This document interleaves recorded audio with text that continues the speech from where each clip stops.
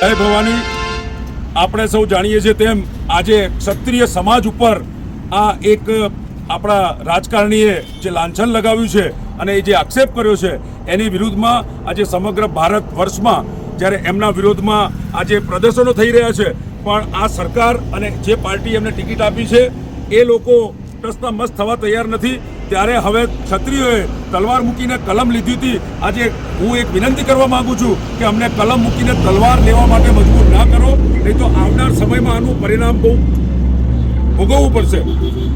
જ્યારે રાજપૂત સમાજોએ અને ક્ષત્રિય સમાજે પોતાના રજવાડાઓ આ દેશની અખંડિતતા માટે, સરદાર પટેલને આ ભારત દેશ બનાવવા માટે, લોકશાહી બચાવવા માટે અર્પણ કર્યા હતા, એ સમાજ ઉપર જ્યારે આવું લાંછન લગાવ્યું છે, ખોટો આક્ષેપ કરવામાં આવ્યો છે, એનો અમે સખત વિરોધ કરીએ છીએ.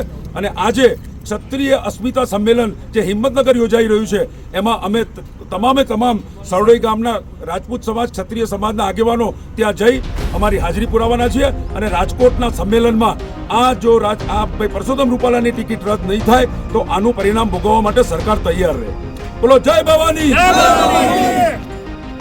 જય ભવાની, જય ભવાની, રૂપાલા, રૂપાલા, રૂપાલા.